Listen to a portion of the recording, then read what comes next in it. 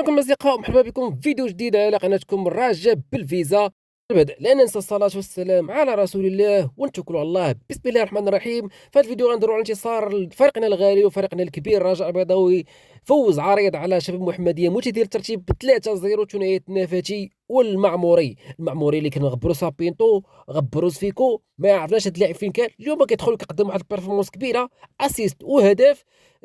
طبعا المنافس ماشي بديك القيمه وداك الخصم الكبير اللي نقدروا نعتمدوا عليه، ولكن هذا الخصم وهذا المنافس فهو حتى هو دار علينا دي زوكاسيون، كان قريب ماركي علينا في عده مناسبات، وهذا ما يدل انه الفرقه مازال ما دايراش والفرقه مازال ما ثبتاش، واداء غير مقنع لذاك الدرجه انه شباب المحمديه كيلعب فريق اسبوار، فريق شاب عامر في ليجون، شبعانين هزائم، ثلاثه ديال التعادلات في متدير الترتيب، في يطل حط جوج رجلين في القسم الوطني الثاني ماشي غير رجل وحده. اذا ما كاينلاش داك التطبال وداك النفيخ الخاوي اللاعبين. ماتش الانتصار فيه كان هو الشيء العادي جدا، بالعكس خصنا ننتصروا باكثر من 3 الاهداف بحكم القيمه الضعيفه ديال اللاعبين اللي كانوا ضدنا. ثنائيه النفاتي اللي كيقدم مستوى مميز في الاونه الاخيره، كيسجل ثالث اهداف تقريبا في جوج مباريات. المعموري كيف ما قلنا اليوم دخل بلاصه زيلا اللي قدم واحد ثلث ساعه محترمه جدا، حط فيها ولا دبر فيها على بينالتي اللي سجلوا بكل نجاح. النفاتي علاش اخويا ما تيريش ديك البينالتيات ضد لي فار بجوج؟ علاش ما تيريتيهمش؟ واش انت عسكري قديم ما بقاتش تجري في راسك القديمه؟ على العموم اللي فات مات.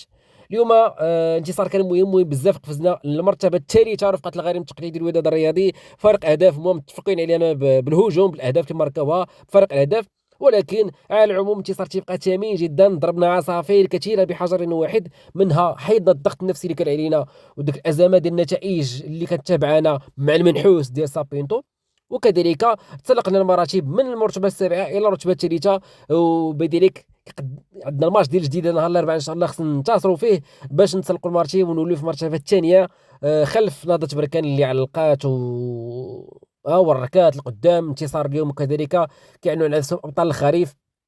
صعيب شي فرقه تلحق على بركان، ولكن كلشي باقي مولعوب في التيران، باقي 15 ماتش في الاياب.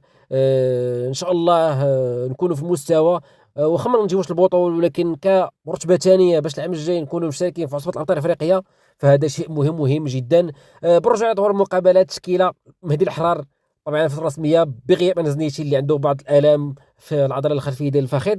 الحرار مستوى ثابت، قام بعض الخطا ولكن ما كانتش مكلفه. في الدفاع كان عندنا برعبر وكان عندنا كذلك العراسي، دخل كذلك العمامو اخيرا. انت واش شفنا عمامو اليوم دور اول لعمامو، ما عرفتش علاش هذاك اللاعب ما تيلعبش.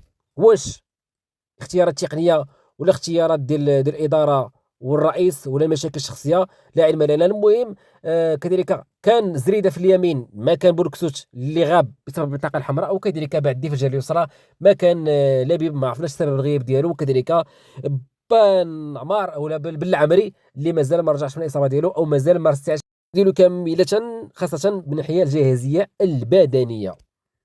على العموم يعني اننا بهذا الانتصار هذا كيف ما قلت لا حاجه للتطبال، لا حاجه للنفيخ، لا حاجه اننا ندخلوا نبقاو نهللوا بزاف بهذا الانتصار هذا، انه يبقى انتصار عادي وعادي جدا.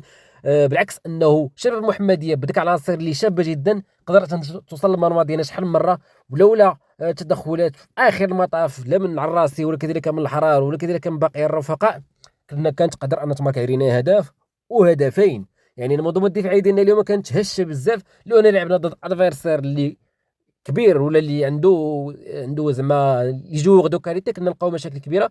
ودايوغ الماتش الجاي والماتش ديال بركان غيكونوا معيار وبهم غنقدوا اننا نشوفوا التطور ولا التحسن الاداء ديال اللاعبين ديال الفريق ككتله واحده. لانه ما تنساوش في اطوار المقابله بزاف ديال الديشي، بزاف ديال التمريرات الخاطئه من اللاعبين ديال وسط الميدان خاصه بيكورو والفردوسي. ديشي كبير شي يقدموه، ما عرفتش واش ديك الميكانيزمات مازال ما خدمناهمش، لي طريونغل والثنائيات تما مازال ما خدامينش. اللهم من بعد الاجتهادات. الحمد لله الانتصار كيبقى هو المهم، اهم حاجه هي 3 نقاط، ولكن ضروري عبد الصادق عبد الحفيظ خصو يخدم على القضيه هذه. اول ماتش ليه، اول فوز ليه، كيبقى بدايه مزيانه وممتازه. سابيتو كان اول ماتش كنا خسرنا عقلتو ضد السوالم، الحمد لله على هذا الانتصار هذا. هنيئا لجميع المكونات الرجويه، جمهورا اداره مكونات فعاليات كل شيء، هنيئا لنا وانتصار. ان شاء الله نهار الاربعاء عندنا ماتش ضد جديده، نتمنى نكونوا في احسن الاحوال ديالنا، من الناحيه النفسيه، من الناحيه الجسديه والبدنيه والتكتيكيه والفنيه ومن جميع النواحي، باش نقدروا نحققوا الانتصار ونبقاو في الرتبه الثانيه ان شاء الله.